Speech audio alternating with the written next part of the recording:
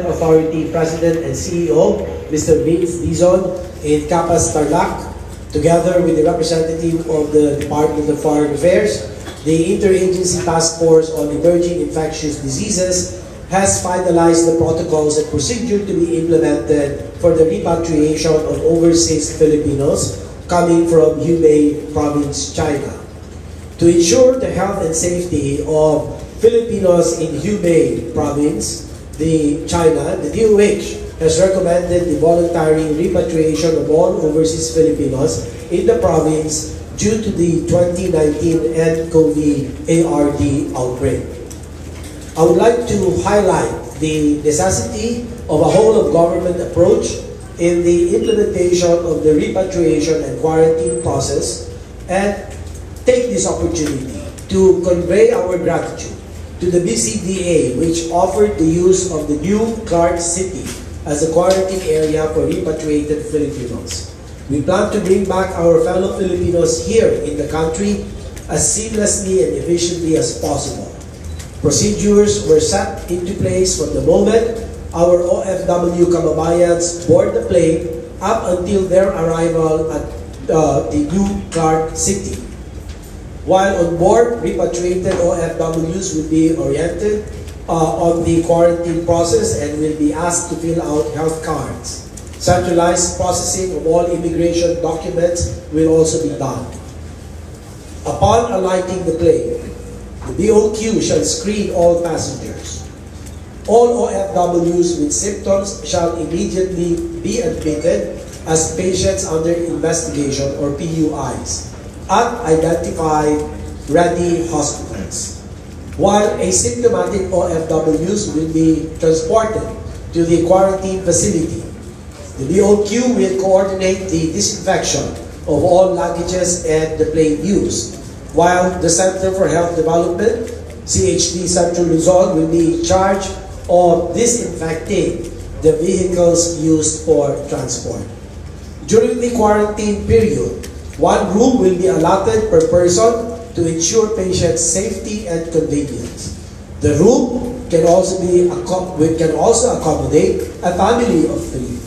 The movement of the quarantined people shall be limited to the building only, and packed lunch will be served and prepared for them every day within the facility. By the way, the rooms have televisions, each one of them, and a refrigerator, air conditioned. It's such a nice place, very nice rooms, and we believe nothing less should be provided to our kababayans or FWs.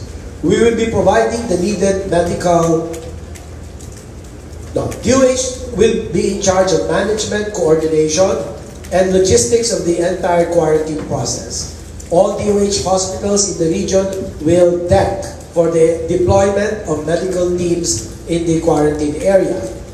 We will be providing the needed medical logistics, including hygiene kits, disinfectant solutions, transportation, and other things that will be needed in the quarantine process. Upon completion of the 14-day quarantine period, the discharge of all repatriated OFWs shall be facilitated by the Overseas Workers Welfare Authority in coordination with the Department of Foreign Affairs. Rest assured that all our kababayans will be treated with utmost care and dignity as they go through the whole process of repatriation. Their comfort and welfare throughout the process is of utmost priority to our President, President Rodrigo Roa Duterte, and the Department of Health. And I conclude. Thank you. Thank you. We will be entertaining 5 questions, 5 to 6 questions right now because there's an ongoing interagency task force meeting right now. So let's start with the questions. Yeah, we have pictures. Can you show the pictures? Prior to that, let's just show pictures of the facility. This is the conference. Let me just check my notes. Yes. Oh, this is not the one. This was with the Mega PRC yesterday. So another, can you? That was yesterday. Unless they did not give you, that was my meeting yesterday. So where is the one for the new Clark City? Was that provided?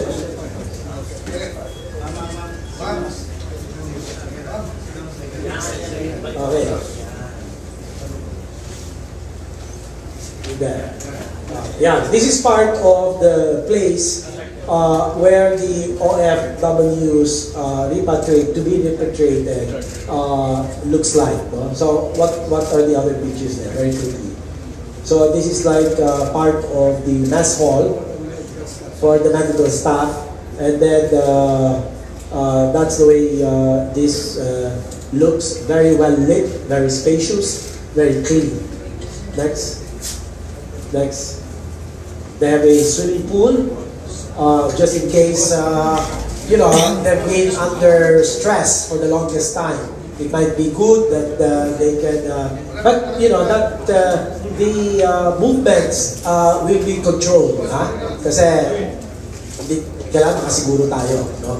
But this just to show the facilities of the new Clark City and this particular building.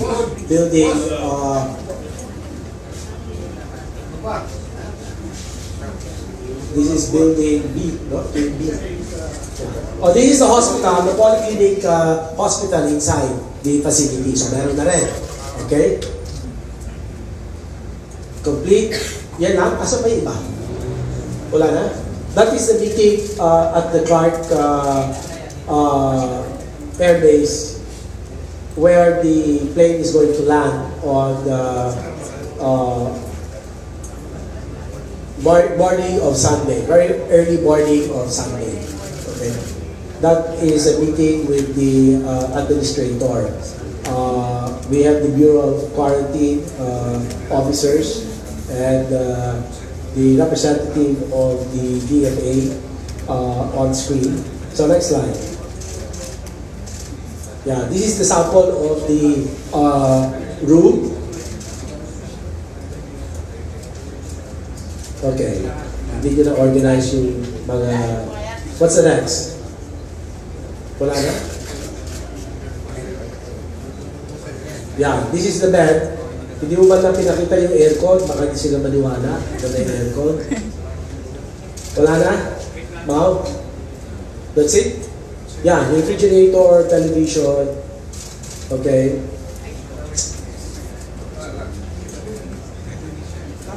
Organize. Yeah, yun yung part, the receiving room ng polyclinic.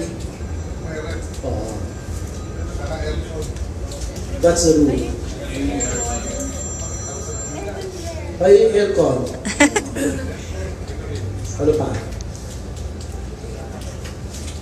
What is this? This is the part of the polyclinic hospital. It's a primary care. Well, it's a polyclinic. That's what it is. Ano pa?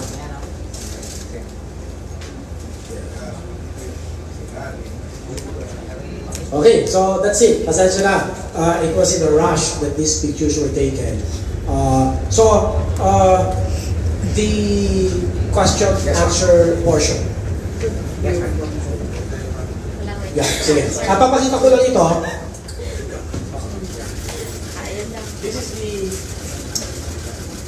This is the building. This is the building A. This is the building A where they will be. And building B, that's building B. For the staff yan. Okay? Yeah. So, I'd like to hand it over to Yusek Jerry to explain a bit. Thank you for sir. Actually, this is the complex that will be used for the quarantine. It's part of the New Clark City Athletes Village. And this building here, building A, is where our repatriates will be housed for 14 days. And this other building is where the other facilities, our medical staff, preparation of food, and all the other support personnel with isolation room if there is a need to isolate patients who will develop symptoms, hopefully not. So they will be immediately separated and brought to this room and immediately transferred to our hospital. So ito po yun. This will be cordon. There are constructions ongoing here, but the management of NCC is going to provide a wall here so that there will be restriction of movement of people and confine everybody within this facility. So yun po, the line, but there is very easy access from the annex to the New Clark City facilities, and our people, upon landing at the Clark Airport, will be transported by bus to the facilities. Thank you, Yusek Jerry. Yes, questions please. Yes, ma'am. Secretary Duque, you mentioned party kanina na there will be restrictions. Ano po yung mga pwede at hindi nila pwedeng gawin while inside the facility, considering na they're under observation? The planning group will still have to come up with the list of do's and don'ts. Okay, so we'll wait. I don't want to preempt their announcement, but certainly there will be restrictions for better control and ensuring that they will not be contagious, or all the preparations are being put in place with the end goal of ensuring that they do not put other people at risk, and that is why we need a controlled environment, so to speak. At yung airport po ay sa Clark International Airport. Tama po kayo. Next question, sir. Sir, just to clarify, we are using the Athletes Village of the New Clark City, which was used during the 30th Southeast Asian Games. Was it offered by the BCDA, sir, or it was the DOH who chose the facility? It was offered by the BCDA, and that's why I said in my press statement that we convey our appreciation to the BCDA for coming forward to offer their facility. So, sir, just for the record, why is it better than the phase 4 of the Mega Drug Rehab Center, which is also kind of isolated from the community? Well, it's much more strategically located. One. Number two, the facilities are more complete. The ambience is very nice. It's well lit. It's open space, and so the rooms are with almost complete amenities, with refrigerators, television, individualized toilets, which is very, very good. Unlike in Fort Magsaysay, where the toilets, o yung palikuran, ay dapat they will have to share the toilets. No? So this one, not to belittle the Fort Magsaysay's facilities. In fact, we continue to improve the Fort Magsaysay facility. So to be prepared, just in case there will be more to be repatriated, it's better that we proactively provide adequate quarantine facilities down the road. Sir, Ma'am Trisha, Sir Joel. sir, we need some details about the repatriation. How many Filipinos already will be repatriated? When will they be repatriated? And at the same time, you said, do we already have the clearance from China? As of today, as of this moment, there is now 45 OFWs who have signified their intention to join the repatriation. We are, of course, there are two aspects to this that we have to fix. The first one, of course, will always be the exit permits of our OFWs, which we are fixing now. Of the group, there are 4 who have a problem with their immigration status, so that's being fixed right now. If the Chinese government is unable to give us the clearance on that day, then they will most likely be in the next batch if there is any. But insofar as those whose immigration status are updated and they have no problem, they will be brought to the plane side. Now, the agreement here is that of the 45 that we are supposed to bring back to the Philippines, they will again, as they are required by the Chinese Health Commission, they are required to undergo another check before they board the plane. And if they are found to be with a fever or any symptom of the nCoV, they will be taken by the Chinese authorities to their hospital, to their facility for treatment, and they will not be boarded. Aside from that, I understand that the Department of Health, through Secretary Duque, has also established protocols prior to boarding to ensure that our kababayans who board the plane are ready, in fact, to take the trip. So as of today, I'm reporting that we have already 45 Filipinos ready to go.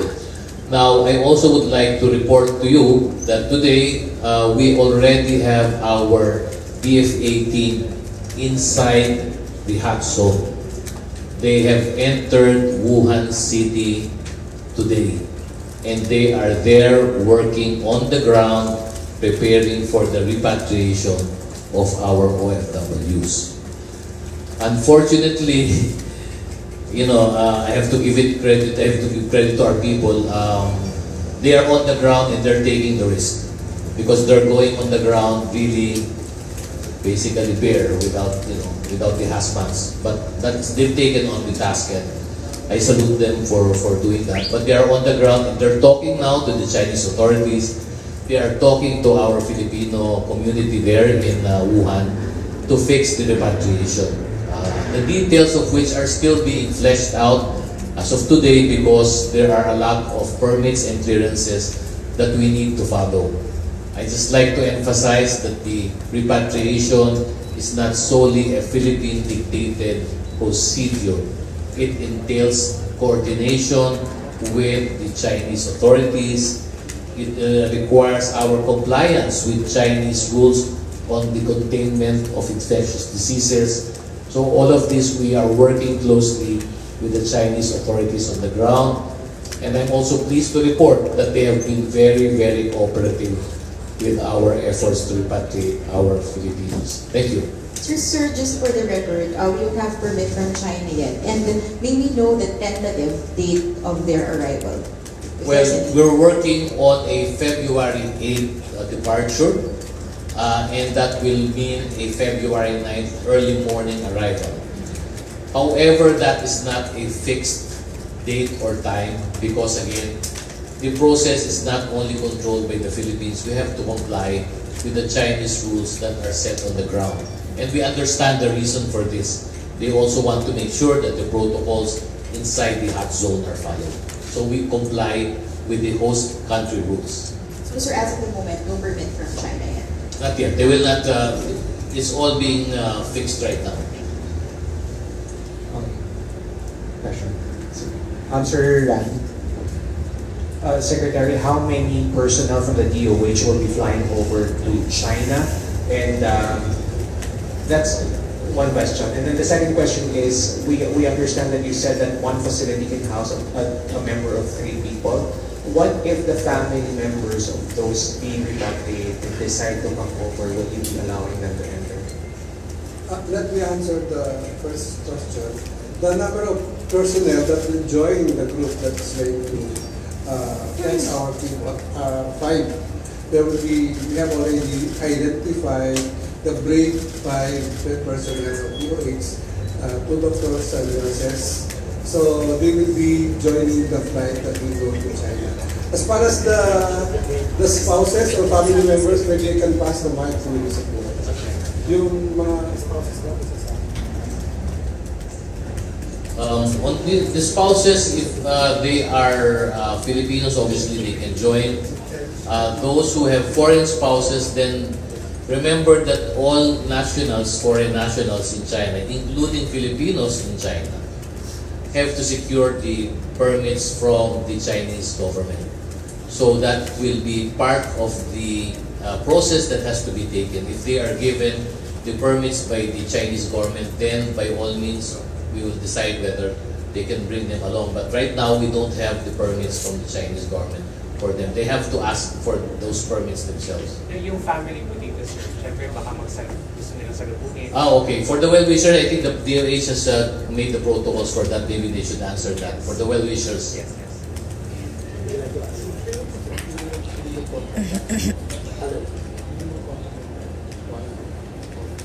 The quarantine means very, very minimal contact. And so it is not advised that the families will go there to meet with them. It will be limited to certain hours of the day where they will be able to communicate through Wi-Fi. So there will be some kind of communications that will be ensured. So that's to answer your question. Okay, last two questions because there's an ongoing meeting. Janelle and then Aiko. Yusef Gulay. So you said that there are gonna be, and here, there are gonna be 45. That's the first batch. Do you have any idea how many Filipinos are in Wuhan and Hubei province, and how many might want to be repatriated in the next batch? Well, this is not a forced repatriation. This is really a voluntary return. So Filipinos who would like to join and be repatriated is still open up to now. We can receive applications now, but so far we have not gotten any more than the 45.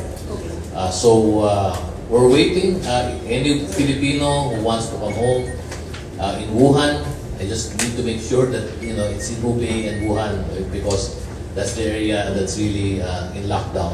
Can come home. They can join. Yes. Sorry, but have you made any projections as to how many trips there might be for repatriation? We take it a step at a time because if there's no one applying to be repatriated, then there's no reason for us to prepare for another repatriation flight. So we will, but of course we're always ready for that eventuality, but we cannot firm up any details of the next flight unless we know who many and how many are coming for the next batch. Okay, absolutely. Last question for DOH. How many health workers will be at the facility? How many DOH personnel and health workers? And also, Secretary Bello said something about a Filipino who died due to coronavirus, although he didn't say it was nCoV. Okay, do you have any news about that? Sorry, I have not been made aware.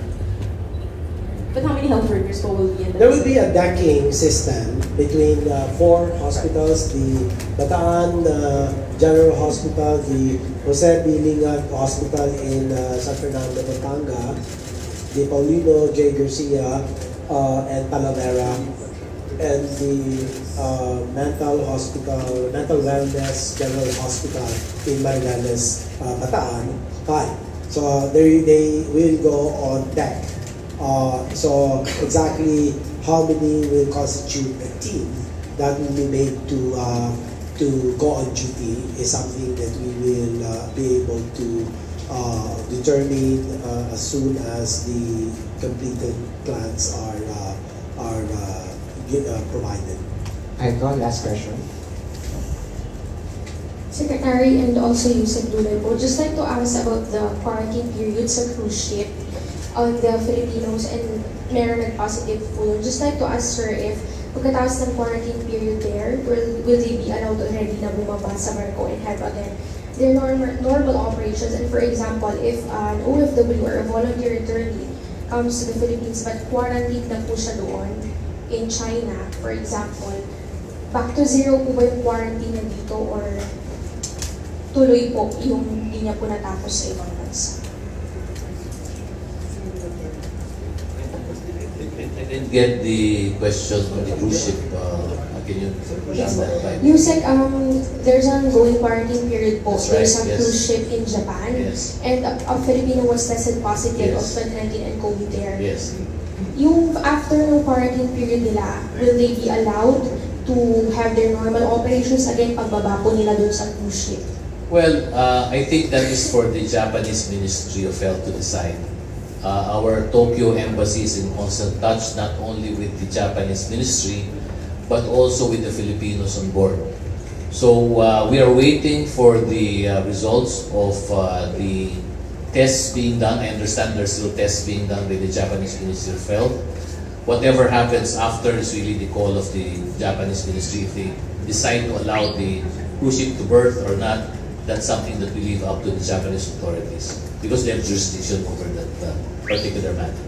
And yung regarding naman po dun sa voluntary attorney, sir, if ever the voluntary attorney has undergone quarantine period there sa China, tapos gusto po niyang umuwi, will he be allowed to be quarantined again? Itutuloy po ba dito? Or back to zero po siya sa quarantine period?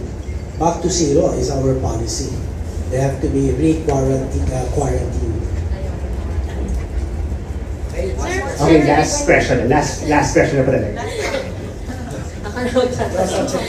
Sir, may info about a Chinese national who flew from Manila to LA via PAL and is now positive of nCoV. Do you have any information about that? Wala po. Filipino in LA. Wala pa po. Baka bukas din natin. There has been no report submitted to the DOH. Sir, may patanong lang po. Bukod sa updates sa PUI, sir, can we ask you to react on this? Filipino Nurses United had a press conference this morning. They're calling for sufficient protective gear for frontliners, and they're calling for transparency of the government in disseminating information. Any reaction to this? There has never been a time where the DOH has not provided the personal protective equipment where appropriate. We cannot just provide everyone with the PPEs if they're not really frontliners in terms of providing care to patients. So that the protocol is very clear with regard to that. And then the other one, more transparency. We couldn't be more transparent with the daily updates that we have been giving. If they have any brighter idea of what greater transparency is, they're most welcome to tell us, to write us a letter how we can further improve. Sir, just Okay, one thank more. you very much. Very last. Very last, sir. Just an update on the cremation, sir. Do we now have a crematory that accepted the nCoV, the patient? Yeah, it's very unfortunate that the crematory owners have decided not to for not very clear reasons. So I instructed the medical center chief of San Lazaro Hospital to coordinate with the public cemetery and see if the corpse can just be buried there, because the latest information is they don't have a cremation process there. So I'll just have to wait. And they have to also get in touch with the Chinese embassy because the initial agreement was for cremation to be undertaken. So now that if it's not going to be cremated and buried instead, I don't know what the protocol is as regards that. Sir, do we have updated PUIs? Yes, I do have as of 12 noon today, I am reporting a cumulative total of 178 patients under investigation for the 2019 nCoV ARV. Of the 178 PUIs, 147 are currently admitted and isolated, 10 have refused admission, and 16 have been discharged under strict monitoring. Out of the 178 total PUIs, 48, and I repeat, 48 have tested negative for 2019 nCoV, while 3 previously reported cases have tested positive and 127 results are pending. I urge everyone, including our PUIs, to please cooperate. Sama naman kayo, ha? Yung cooperation nito, napakamahalaga po ito na ang DOH na nagpupunyagi at nagpupursige para talagang atin mapigilan ang pagkalat nito. Kaya malaki po ang papel na kailangan gampanan ng ating mga symptomatic patients or PUIs, at kailangan po gawin natin ang kanya-kanyang papel o ang dapat magampanan para banta ng nCoV ARD ay talagang mababa o kung hindi naman ay mawala ng tuluyan. So, ngayon, sa kasalukuyan, kami po ay nakikipag-ugnayan sa Philippine National Police para talagang pilitin na itong mga PUIs who are refusing hospitalization to be admitted and managed properly. So, we are already coordinating with the PNP to compel these PUIs to agree to be confined and undergo isolation and testing. Okay, thank you very much. So